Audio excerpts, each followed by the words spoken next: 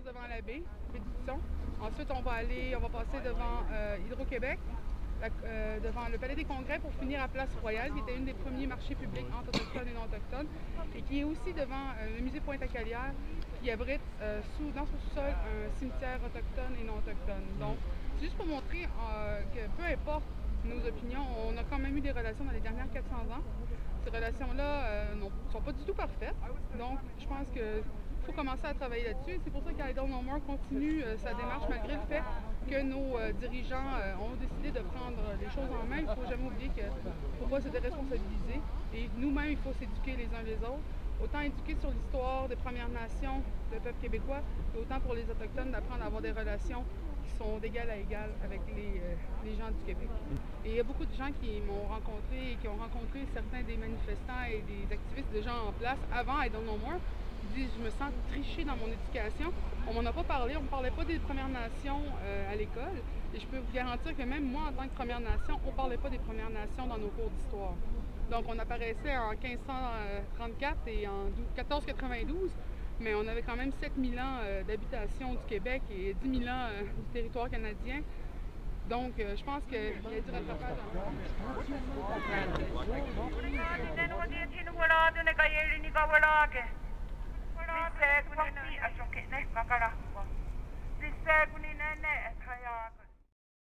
Aujourd'hui, on fait une action en lien avec le mouvement I Don't Know More. Et comme je dis, le mouvement social, c'est la somme des actions qui sont prises pour pouvoir changer la société. Présentement, on doit la changer. On nous dit souvent « Oh, mais vous n'avez jamais été aussi bien », mais on a aussi une histoire qui montre qu'on n'a jamais vécu aussi mal depuis les dernières 400 ans, parce que autant autochtones que non autochtones présentement, nous vivons mal puisque nous nous ignorons. 400 ans ensemble, 400 years together, et on n'est même pas encore capable de se parler d'égal à égal. Je pense qu'aujourd'hui, en vous voyant présent, je vois l'avenir que peut être notre relation. By seeing you, all you guys together, I see the future of our relation. It means solidarity, ça veut dire la solidarité, and it means also exchange, because today our walk is to exchange information with you guys, and for us also to learn to work with all of you. Alors aujourd'hui, notre marche, c'est vraiment pour pouvoir échanger avec vous. Autant nous, on va échanger de l'information et que vous allez nous apprendre comment on peut commencer à avoir des relations ensemble. Et pour ceci, je tiens à vous dire qu'on n'a pas choisi les endroits où on va arrêter au hasard. We didn't choose the places we're going to stop for nothing. If you turn around, si vous vous retournez, le premier lieu qu'on a choisi pour cette marche, c'est le magasin La Compagnie de la baie d'Édition. We chose the Hudson Bay Company for the first place we were going to rally together. Car aujourd'hui, le 10 février, en 1673, on est le 250e anniversaire du traité de Paris. C'est le traité qui a été signé entre la France et l'Angleterre pour commencer à avoir une relation après la guerre de 7 ans. Et cette année, c'est aussi le 250e anniversaire de la proclamation royale. La proclamation qui écrivait sur papier, déclarant que le gouvernement reconnaissait les droits territoriaux autochtones. Bien sûr, on ne peut pas dire que ça a commencé en 1763, on était là depuis très longtemps. Donc nos droits autochtones sont reconnus par notre présence, elles le sont d'ailleurs dans la Constitution canadienne, article 5. Today we're celebrating the 250th anniversary of the Paris Treaty, which was signed between the French and the English in 1763 to end the 7th-year war. And this year is also the 250th anniversary of the Royal Proclamation, which was basically the written act that recognized the territorial rights of First Nations here in Quebec. Of course, the fact that we were present before that is in itself the recognition that we have rights to live in this territory and to use it in a dignified way. Alors on a le droit de vivre ici et je pense qu'on n'est pas les seuls à y vivre, mais on a aussi le devoir d'être responsable de ce qui se passe sur ce territoire, autant autochtone que non autochtone. Et présentement, notre responsabilité, c'est de reconnaître que le gouvernement fédéral passe des lois qui sont C-38, C-45 et qui ne sont pas les dernières, qui enlèvent ces responsabilités-là en tant que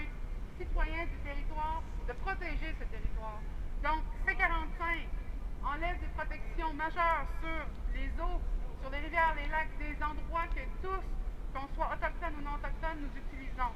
So, today we are asking the government to recognize that the laws that he has passed, that is C-38, C-45, that are laws that give out protection and doesn't respect also the Aboriginal rights, give us the laws for water, protection of water, which is the same water we're drinking and using. So today the walk will be a history course, because we will see different spaces and different places that have been used for commerce, for exchange between First Nation and non-native, as we are walking. Alors aujourd'hui, notre marche est aussi une marche, un cours d'histoire, pour montrer que les relations entre autochtones et non autochtones ont été bâties à travers les derniers siècles, et que malgré le fait qu'on nous dit souvent on n'était pas là, on a été actifs dans cette relation autochtone-non autochtone. Il ne faut jamais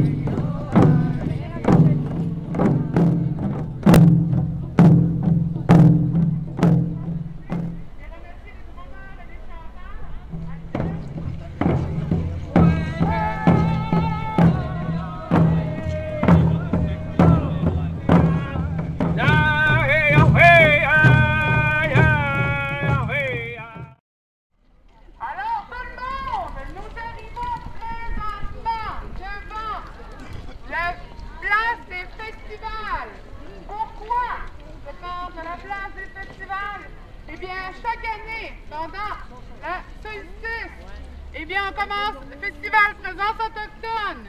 C'est là où la saison des powwows commence. Et ça fait pas longtemps que maintenant, nous pouvons participer sur cette même place des festivals. En tant que... On avance? En tant que participant actif, donc, je tiens à vous dire une parole que j'ai lue ce matin et qui m'a allumé. C'est Louis Riel, le chef des Métis, qui a dit « Pendant 100 ans, mon peuple va dormir.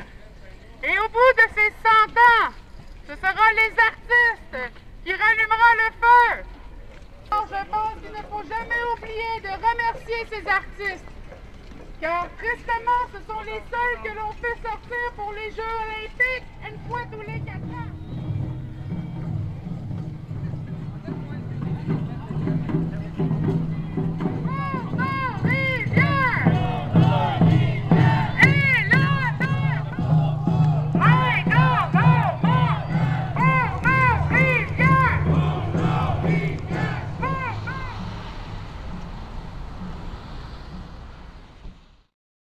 Et si vous pensez que Hydro-Québec c'est pas autochtone, demandez aux personnes sur qui les territoires ont été construits.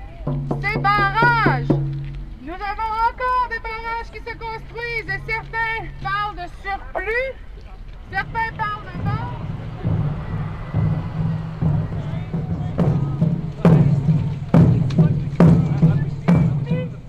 En défenseur de ma terre, ne comprendras-tu donc jamais ma colère?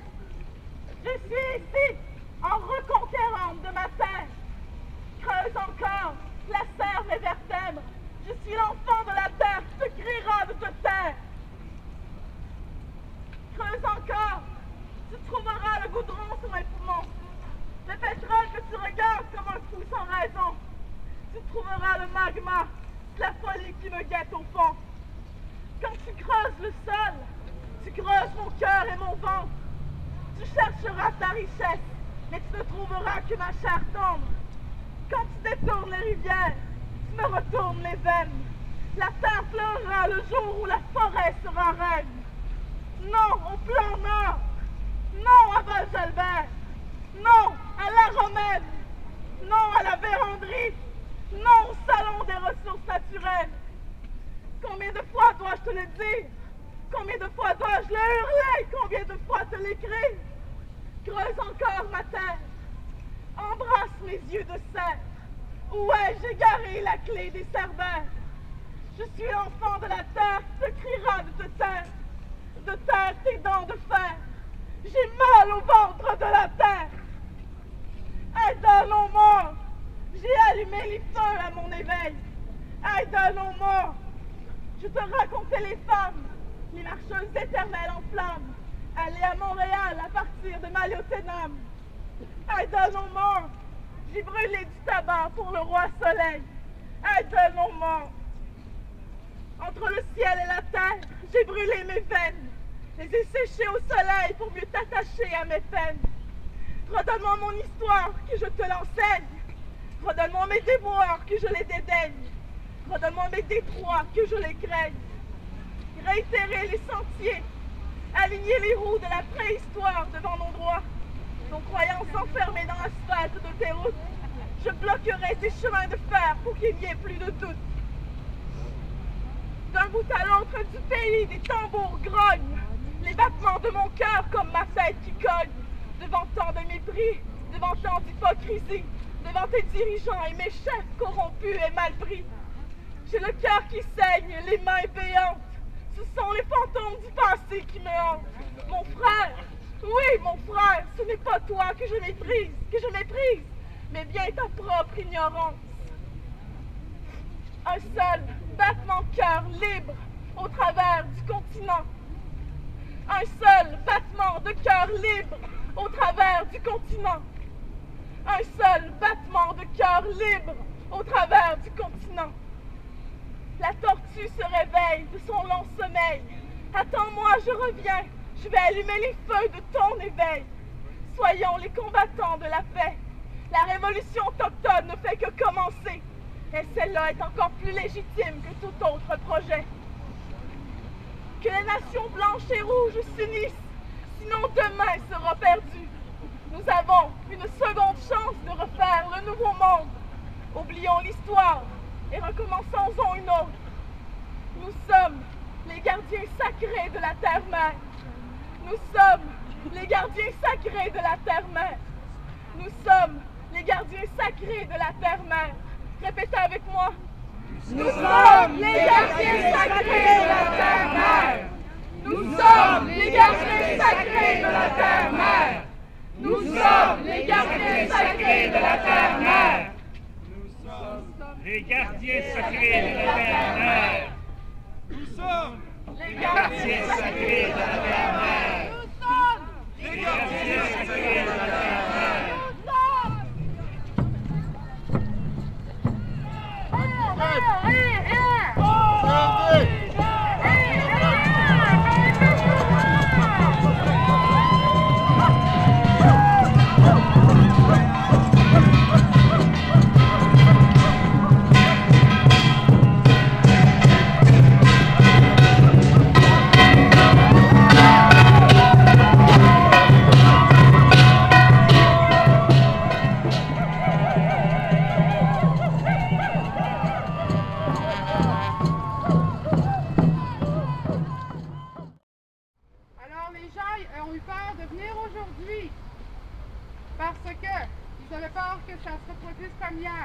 Et là, je dis qu'il faut faire attention de ne pas se démoniser les uns les autres.